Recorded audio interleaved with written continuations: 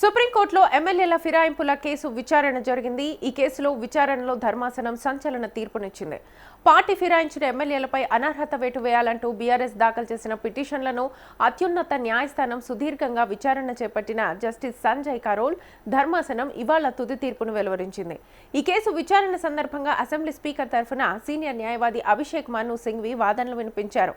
ఎమ్మెల్యేల అనర్హతకు సంబంధించి దాఖలైన పిటిషన్లపై స్పీకర్ ఇప్పటికే విచారణ జరిపి తగిన నిర్ణయం తీసుకోనున్నారని ఆయన కోర్టుకు వెల్లడించారు.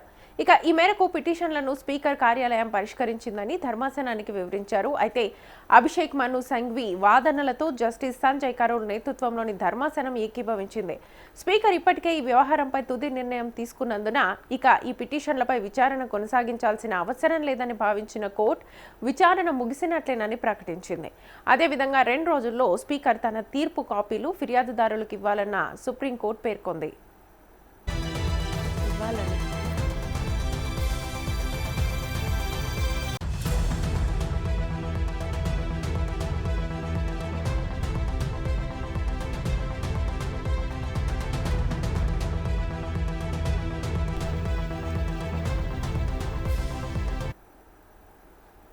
ఇక అంతకుముందు బీఆర్ఎస్ దాఖలు చేసిన పిటిషన్లపై స్పీకర్ గడ్డం ప్రసాద్ తుది నిర్ణయాన్ని ప్రకటించారు. బాన్సువాడ ఎమ్మెల్యే పోచారం శ్రీనివాసరెడ్డి, చేవెళ్ల ఎమ్మెల్యే కాలే యాదయ్యలు పార్టీ మారినట్లుగా సరైన ఆధారాలు లేవని స్పీకర్ స్పష్టం చేశారు.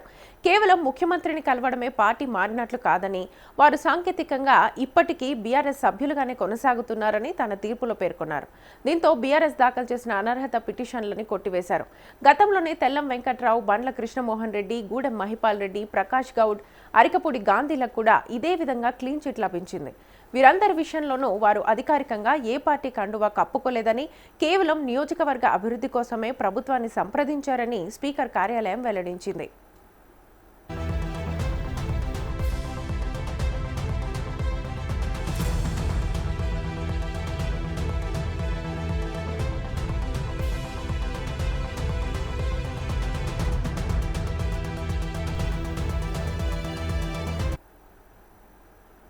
ఈ పరిణామం వెనుక బలమైన రాజకీయ కారణాలున్నాయని విశ్లేషకులు భావిస్తున్నారు. సాధారణంగా ప్రతిపక్ష పార్టీ ఎమ్మెల్యేలు అధికార పార్టీలో చేరినప్పుడు సాంకేతిక ఇబ్బందులు తలెత్తకుండా ఉండేందుకు కొన్ని జాగ్రత్తల్ని తీసుకుంటారు. ఈ కేసులో కూడా ఎమ్మెల్యేలు తాము పార్టీ మారలేదని, కేవలం ముఖ్యమంత్రిని మర్యాదపూర్వకంగానే కలిశామని చెప్పడం వారికి కలిసొచ్చింది. ఒకవేళ స్పీకర్ వీరిపై అనర్హత వేటు వేస్తే రాష్ట్రంలో వరుసగా ఉప ఎన్నికలు వచ్చే అవకాశం ఉండేది. ఇది ప్రస్తుత రాజకీయ పరిస్థితుల్లో అధికార పార్టీకి ఎన్నికల నిర్వహణకు సవాలుగా మారుండేది.